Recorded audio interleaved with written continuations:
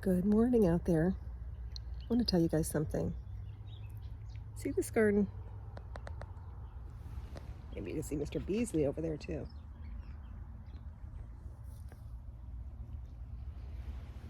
Camera skills aren't that good when I can't see what I'm doing. I don't know why they don't have you can turn it around while you're videoing. If they can, I don't have that on my phone. Last year, this is what I want to tell you. Last year at this time, right at this time, this garden, most of these plants were in there because a lot of what I have are perennials. Perennial means they just come back year after year and you don't have to do anything about it. Sorry, I'm just froggy.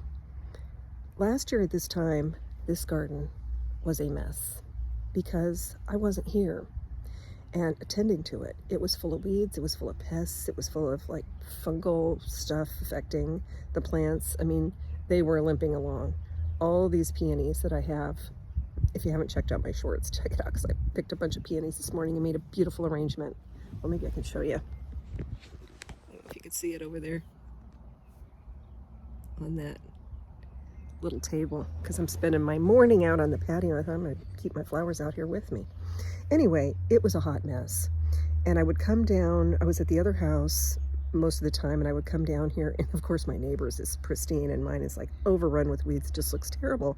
I did not know where to begin, so I didn't begin. I just let it be overrun and overwrought and a mess. Oh, he's gonna bark because he hears my neighbor coming out. So, get ready for some Beasley barking.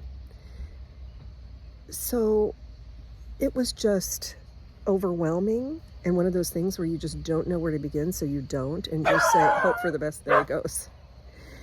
And he has that little, I call it the Snoopy bark. Beasley! He's going to have a play date with Trisket today at a dog park. Today's the first day he can play and run and have a bath and everything after his neutering. So I know I'm all over the map. Please bear with me. So, hope that's not too intrusive. So anyway, back to the story about this garden. And gardening teaches you so many things about yourself. So I just let it be. And I thought, I just hope I haven't caused long-term damage. I haven't just completely ruined these plants because I've neglected them. And I was just embarrassed and I didn't want to face it and I just didn't know where to start. And it would have taken so much time and I wasn't spending a lot of time down here. And it was just like, I just let it be until the end of the season. And then I did my best to clean it up at the end of the season. And that was that. But it looked terrible. But I wasn't down here like hanging out on the patio like I am right now, which is the beautiful thing about being like, stuck down here because of the craziness, chaos going on up north, is that I've been totally appreciating this garden. And Beasley has been too. So I got to thinking about like how that just reflects life, that sometimes we neglect ourselves, neglect aspects of ourselves, and think that like all is lost, or we've ruined something, or we can't go back, or we can't repair, or we can't thrive again. But let me tell you what I had to do. I just had to get all this debris out of the way, the weeds, the dead parts of the plants and everything like that. You've got to remove what is inhibiting the thriving first. And then I had to repair like the watering systems and give it good water and all that, and then fertilize it. And then you give it what it needs. But you got to get the stuff out of the way before you can give it what it needs. And I'm talking about your body, your social circle, your life. You got to get the things out of the way. They're inhibiting your thriving. And then you got to give that system what it needs to thrive. This garden has come back from last year. I wish I had pictures of it, but I'm sure I didn't take pictures of it because it was such a hot mess last year. The roses are producing far more blooms. The peonies are going off the charts crazy.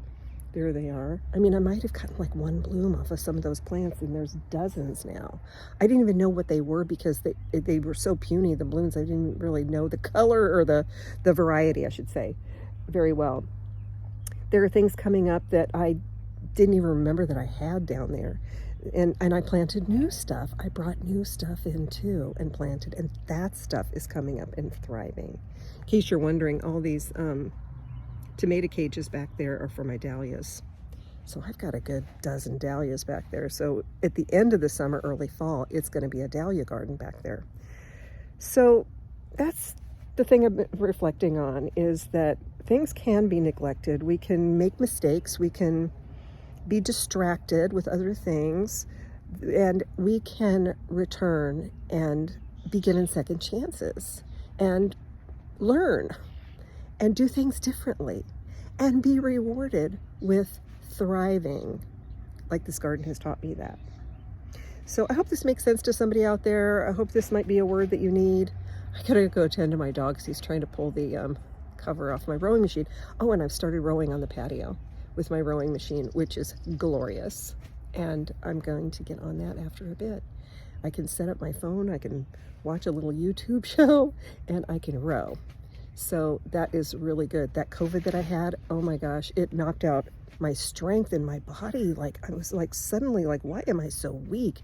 And then I realized, wow, I did have, like, I have to say, a little bit of long COVID. I had medium COVID because it's better now. I knew when it was working its way out of my body, because my strength started, my physical strength and my muscles started coming back. Because like, it's like, man, did I just like really get old overnight? But I tracked it back to that COVID. And you know, that was one of the weird side effects of that, is just like this zapping of muscle strength. But it's back and it's getting stronger, and everything's blooming. So I hope things are blooming in your life too. And don't give up on yourself. You get a second chance. We got to learn. We got to prune, and we got to give the system what it needs, and we could thrive. So that's a word for Monday for this week. So excited about going to the dog park. He's going to get to socialize with our neighbor next door, the golden doodle next door. They're so curious about each other. But now that we're going to take them off leash and let them work out there, because like the dog next door is like 5 times the size as Beasley. But as I said to my neighbor, we're doing this together, I said, they're of the same species, dog. We have to get out of the way and let them work it out. They're not going to, you know, her dog is not going to kill Beasley. They're just playing and they're friendly. And so hopefully they will emerge as best friends. All right, catch you guys later. Have a great week. Talk to you soon.